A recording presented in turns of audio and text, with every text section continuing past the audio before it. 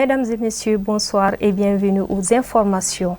En séjour à Bamako, le leader religieux ivoirien Aboubacar Konaté a rendu une visite de courtoisie au guide spirituel des Ansar, à Seydi Chérif Ousmane Madane Aïdara, à son domicile à Bamoni Djangnebougou.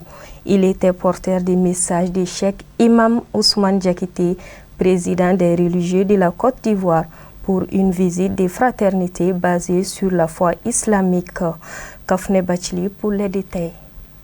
Une délégation venue de la Côte d'Ivoire séjourne au Mali dans le cadre d'une cérémonie de bénédiction organisée par le leader religieux Adama Konaté, déroulée le 31 janvier dernier. Cette journée de prière était parrainée par le cheikh Imam Ousmane Diakité, président des leaders religieux de la Côte d'Ivoire. Empêché, une délégation le représente à Bamako avec à sa tête Aboubacar Konaté pour prendre part à cette journée de prière et de bénédiction. Ainsi donc, c'est un prélude à cette activité que la délégation conduite par Aboubacar Konaté a été reçue en audience par le guide spirituel des Ansar, président du Haut Conseil islamique et du groupement des leaders spirituels musulmans du Mali, dans la résidence chérifienne de Bankoni Djangnebougou, en commune 1 du district de Bamako. Au rendez-vous échange fraternel dans la convivialité était au rendez-vous. Un sentiment de joie était affiché des deux côtés.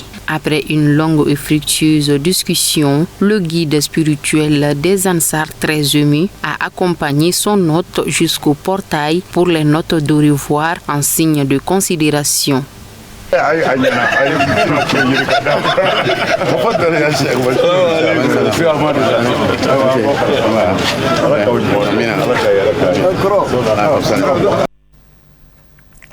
La Fédération Ansarine internationale a clôturé sa session du conseil d'administration ce lundi 2 février 2026. Cette réunion a permis de dresser le bilan des activités menées par l'organisation. Khadija Traoré et Abdoulaye Diarra. Les membres du conseil d'administration ont examiné les activités menées par l'organisation et ont discuté des perspectives futures. Cette session a permis de faire le point sur les réalisations de l'organisation et de définir de nouvelles orientations pour l'avenir. Les activités qui ont pu être réalisées durant le premier trimestre de l'exercice 2026, qui a commencé au mois de novembre à janvier 2026, ainsi que les perspectives pour 2026, ou bien sans oublier les activités de nos entreprises. Voilà l'état d'exécution des activités de nos entreprises, c'est-à-dire pour 2025 et pour le premier trimestre 2026. Voilà, donc le point de toutes ces activités a été fait. Dans l'ensemble, nous nous réjouissons en tout cas des efforts consentis, des résultats obtenus. Nous sommes sûrs et certains que c'est l'union qui fait la force. Durant ces 2 jours, plusieurs activités étaient inscrites au programme, notamment la visite de l'état d'avancement des travaux du chantier de la mosquée chérifienne de Donoumana. Oui, nous avons retenu beaucoup de choses, telles que parce que c'était basé sur le progrès du développement de l'Ansar-Din. On a commencé d'abord sur le développement technique et après une visite à Donoumana au chantier pour voir l'état d'avancement des travaux de la construction. Donc ça s'est bien passé et on a vu que vraiment la construction de cette mosquée avance sur tous les plans. Un appel a été lancé à l'égard des membres de la FADI pour solder les cotisations. La grande mosquée qui est notre priorité principale. Et nous n'avons pas autre perspective que ça, puisque c'est un grand chantier, ça demande beaucoup. Nous lançons l'appel au nom du Conseil à tous les 40 pays, à tous les membres de l'Ansar-Din, de la nationale à la fédération, section, sous-section et les comités, que tout le monde se lève comme un seul homme pour pouvoir finir ce grand chantier gigantesque qui va aussi donner l'ampleur à notre grande association qui est l'Ansar-Din et notre guide aussi. Le président du conseil d'administration a exprimé sa satisfaction face au bilan des activités présentées. Comme d'habitude, nous avons organisé des sessions pour pouvoir élaborer en fait les exercices que nous avons à exercer au cours de l'année. C'est la toute ouverture de la première session de cette année. Donc je crois que les réalisations prévues ont été débutées d'une bonne manière. Vraiment, nous sommes satisfaits pour un début de travail. Donc ça va dans l'ensemble. Notons que la session du conseil d'administration de la Fédération Ansardine Internationale a lieu tous les 3 mois. La section rive droite des Ansar du district de Bamako a organisé une journée de consultation ophtalmologique gratuite à son siège au quartier Sirakoro-Meguetana. L'activité a enregistré la présence du sous-préfet du 6e arrondissement du district de Bamako comme invité d'honneur aux côtés du parrain Abdoulaye Maïga, président de la coordination Ansardine de Bamako. Reportage Abdoul Karim Sako et Sédou Nyari. Cette consultation ophtalmologique gratuite est à l'actif de la section Ansardine de Bamako, rive droite. Elle s'étend sur 2 jours, les 2 et 3 février, en partenariat avec l'ONG Embrace Relief Foundation. Le thème retenu est Bekayeli Soro, qui veut dire littéralement que chacun ait la vue. Les membres Ansar et sympathisants se sont fortement mobilisés à l'appel des responsables afin de bénéficier de consultations gratuites en ophtalmologie. Alhamdoulilah, vous savez, l'association Ansardine est en collaboration avec une ONG du nom Embrace Relief qui a pour objectif de faire la consultation ophtalmologique. Ils ont décidé de faire des tours au niveau des différentes sections de la coordination de Bamako. Comme vous savez, la coordination de Bamako compose 3 sections, la section rive droite, la section rive gauche et la section de Kalabankoro. Donc maintenant, ils proposent de passer 1 mois au niveau de la section rive droite. Ils font la consultation, ils donnent les ordonnances, ils donnent des médicaments, ils font des suivis. Et cela prend à peu près 1 mois de temps. Donc après rive droite, ils passeraient au niveau rive gauche, ils vont passer 1 mois également là-bas et ensuite Kalabankoro. Donc c'est dans ce cadre-là que nous sommes là ce matin. Donc on a lancé les appels au niveau des militants, des voisins, du chef de quartier, des imams. Et alhamdoulilah, Dieu merci, ils ont répondu à notre appel. Et puis voilà. Ça aura un très grand impact. Et je remercie tous les organisateurs, surtout l'association Ansardine, d'avoir initié cette initiative. Et ça, nous avons la même mission, qui est de donner la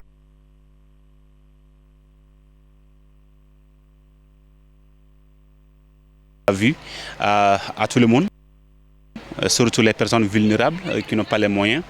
Et aujourd'hui, cette consultation va nous permettre de dépister les cas de cataracte, de ceux qui n'ont pas la vision claire et qui n'ont pas les moyens de se faire opérer aussi.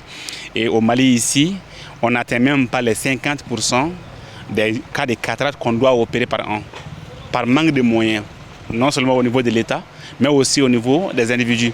Donc du coup, chaque consultation pour dépister les cas de cataracte et les opérer aura un grand impact dans les foyers, mais aussi pour l'État pour rehausser les données ophtalmologiques. En sa qualité d'invité d'honneur, le premier responsable du 6e arrondissement du district de Bamako a rendu hommage aux initiateurs de cette action humanitaire qui contribue à n'en pas douter à l'amélioration et au bien-être des personnes bénéficiaires. Il a par ailleurs rassuré la section Ansardine de Bamako de sa disponibilité à accompagner toute initiative de ce genre.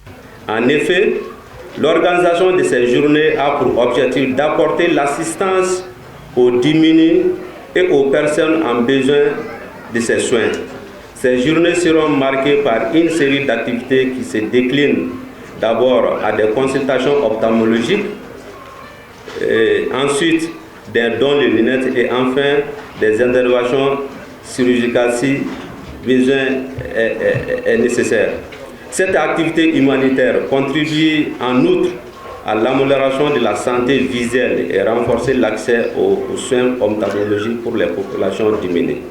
Faut-il le rappeler, cette activité est d'une importance capitale dans la mesure où elle contribue à apporter non seulement des soins aux personnes démunies, mais aussi c'est une manifestation d'un élan de solidarité, de rassemblement et d'entraide inestimable entre les Maliens, surtout en ces moments difficiles pour notre pays. C'est en cela qu'elle cadre bien avec la vision des plus hautes autorités, à savoir son excellent le général d'armée Assimi Goïta, président de la transition, chef de l'État. Les consultations ophtalmologiques gratuites avec la section en Sardine s'étendra sur les autres sections de la coordination du district de Bamako. Les responsables Ansar ainsi que le sous-préfet du 6e arrondissement ont été les premiers à être consultés sur place pour donner le temps de consultation.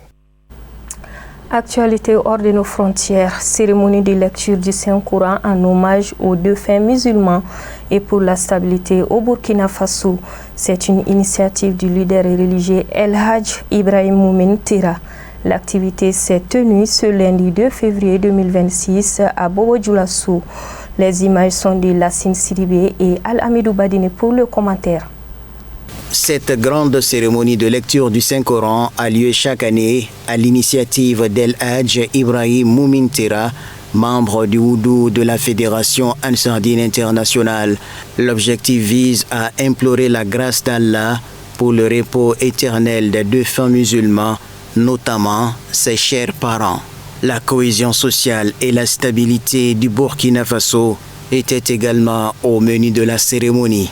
Nous sommes venus ce matin vraiment pour la lecture du Coran et faire les bénédictions pour les morts et les vivants. Vraiment, la cérémonie a été très bien organisée. Voilà, vraiment, nous sommes très contents. Et souhaiter vraiment longue vie à tout le monde, que nous continuons à faire ces genres de lecture au Bobo-Dioulasso, au Burkina Faso et partout. Voilà. Je demande aussi vraiment que les pays de l'AES, le Burkina Faso, le Niger, le Mali, vraiment que Dieu protège tous les trois pays-là. Nous avons eu l'invitation de la famille Tera pour venir assister à une cérémonie de dua pour les défunts. Voilà, les parents de Oussas Moumen Tera. Donc, ce fut un vrai plaisir pour nous de prendre part à cette cérémonie. C'est par amour que nous sommes là aujourd'hui, parce que tout ce qui touche la famille Tera nous touche du plus profond de notre cœur. On prie Dieu que toutes les invocations, les doigts qui vont être faits aujourd'hui, que ça puisse arriver à nos défunts, que ce soit ceux qui nous ont dévancés il y a longtemps, ceux qui viennent de partir, et nous qui sommes ici, que Dieu nous accorde une bonne fin, que Dieu nous accorde une bonne fin, une longue vie utile, parce que quand tu vis et que la vie là doit être utile. Moumen Tera est quelqu'un qui vit utilement pour le monde entier, pour tous les musulmans du monde entier. Il prône la paix, l'amour, la cohésion dans notre société. Que Dieu lui donne longue vie, que Dieu fortifie sa famille et que tout ce qu'il fait, que Dieu le rende au centuple. Cette cérémonie d'hommage aux défunts a enregistré la présence de plusieurs invités de marque de la ville de Bobo-Dioulasso. Les militants et sympathisants Ansar ont fortement répondu présents à l'invitation. Oustaz Tera, chaque année, organise des cérémonies pour faire le doua ou bénédiction à ses parents, papa comme maman, et beaucoup d'autres musulmans décédés. Donc, c'est cette cérémonie qui nous réunit ce matin. Eh bien, nous devons tous prendre exemple de cela. Et comme le Coran même dit, que trois choses accompagnent toujours le mort, le défunt. On parle de l'arbre, on parle de puits, on parle d'enfants vertueux. Alors, si nous-mêmes nous sommes des enfants vertueux, et si nous n'avons pas pu faire grandement comme ça, au moins faire quelque chose. Et nous souhaitons que après nous, nos enfants fassent de telles choses pour nous. C'est notre souhait et c'est en tout cas la volonté de tout croyant qu'il y ait un enfant vertueux pour faire des doigts ou des bénédictions après toi, après ta mort. Eh bien, nous souhaitons que tous ceux qui ont fait le déplacement retournent en bonne santé. Et que Dieu nous montre d'autres années pour nous permettre de célébrer encore. C'est notre souhait. Merci beaucoup. Au cours de la cérémonie, le Saint-Coran a été lu plusieurs fois et bien d'autres invocations en faveur des défunts. Fin de la tournée ivoirienne du fils du guide spirituel des Ansar à Seydi Iba Aïdara du DGP. La cérémonie de clôture a été animée par une soirée de prêche à Dekoué dans la nuit du 30 au 31 janvier 2026 en présence des autorités locales de Dekoué. Un élément de notre correspondant Jakarija Dambélé avec la voix de Lala Kouyaté. Cela faisait que 28 jours que le fils du guide spirituel des Ansar, Seydi Iba Aïdara, est sur la terre ivoirienne dans le cadre d'une tournée de sensibilisation sur la bonne pratique de l'islam authentique et tolérant. Au cours de cette démarche spirituelle, Seydi Iba Aïdara a animé 25 prêches dans 10 fédérations de la Côte d'Ivoire.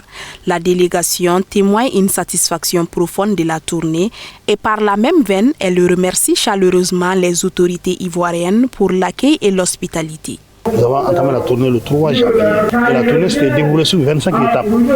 Les 25 étapes, on a visité 28 localités et il y a eu 25 prêches. Voilà, il y a eu 25 prêches et pendant ce parcours-là du 3 janvier jusqu'à maintenant, le kilométrage parcouru s'est fait de 3605 km. Alors vraiment, Dieu nous a permis de faire tout ça dans les meilleures conditions. On n'a eu aucun problème. C'était mon inquiétude parce que parcourir une telle distance qui fait 3 fois Abidjan-Bamako, vraiment c'est pas facile. Mais Dieu nous a permis, on l'a fait. Nous remercions tout le monde, les autorités de la Côte d'Ivoire. Ah, vraiment, nous remercions les autorités de la Côte d'Ivoire. Toutes les localités que nous avons visitées, on n'a eu aucun problème. Pendant cette tournée, le guide Ibrahim Aïdara, Iba, le directeur général du Paradis, lors de ces prêches, il y a eu des milliers de personnes qui ont prêté serment d'allégeance à l'islam. Alors, les 90% de ceux qui ont prêté le serment d'allégeance, ce sont des jeunes de moins de 30 ans. Alors, si les gens acceptent de prêter le serment d'allégeance aux gens de l'islam et qu'ils se conforment à ça, je crois que la réforme morale tant recherchée va être effective. Et cela va pour vraiment une vie de qualité en société. La tournée a été clôturée en beauté avec une soirée de prêche du Mauloud Nabawi à Djegui, animée par Seydi Iba Aïdara. Pour la circonstance, les autorités administratives, communales et coutumières de Djegui présentes expriment leur reconnaissance envers les militants et sympathisants Ansar, ainsi que le fils du guide spirituel des Ansar pour le déplacement effectué. C'est un honneur pour moi d'être associé à cette soirée si prestigieuse et hautement spirituelle. Tout ce que je souhaiterais est que vos prières, votre cérémonie, vos bénédictions soient pour nous, pour cette nouvelle année 2026, une année de paix, une année de prospérité, une année d'élévation, une année de sainteté. Nous sommes dans un mois béni. Alors merci à vous d'avoir pensé à nous, des petites personnes ici à Diokoué, qui sommes en général oubliées. C'est un impact positif et je souhaite que ce passage dans notre région ici se passe tranquillement et que Dieu qui a permis au guide spirituel de passer dans notre région, que lui-même il guide ses pas, et que toutes les personnes qui seront au prêche aident largement sur tout le monde. Vous êtes venus à la préfecture, je sais que vous êtes venus avec beaucoup de grâce, beaucoup de bénédictions. Je voudrais, au nom de Madame le maire de la commune de Diokoué, que nous sommes heureux de représenter aujourd'hui à cette importante cérémonie religieuse, je voudrais donc en son nom vous adresser ces chaleureux remerciements, ces chaleureuses salutations et vous souhaiter la bienvenue dans la commune qu'elle a l'honneur de diriger aujourd'hui. Mesdames et messieurs, chers parents religieux, Madame le maire nous charge de vous réitérer ces remerciements, de n'avoir pas oublié Diokoué, d'avoir inséré Diokoué dans votre tournée nationale. Et l'étape de Diokoué nous honore à plus d'un titre. C'est pour cela qu'elle ne saura trouver les mots justes pour vous exprimer sa gratitude, sa reconnaissance et prier pour que cette nuit bénie en ce vendredi 30 janvier 2026 soit une nuit de bénédiction. Je disais bien que pour Cheikh, je lui dis merci d'être ce soir-là, parmi nous, sur le sol de Diokwe. Que Dieu t'accompagne dans tes activités. Nous cherchons à Diokwe, sur le sol de Diokwe, entre nous, nous cherchons la paix, la cohésion, la transparence et le vivre ensemble. Aujourd'hui, nous sommes là parmi vous, c'est ce que nous cherchons. La cohésion, c'est ce que nous cherchons. Et je dis merci à Cheikh. Son voyage qu'il a fait va tellement bien que son retour va tellement aussi bien.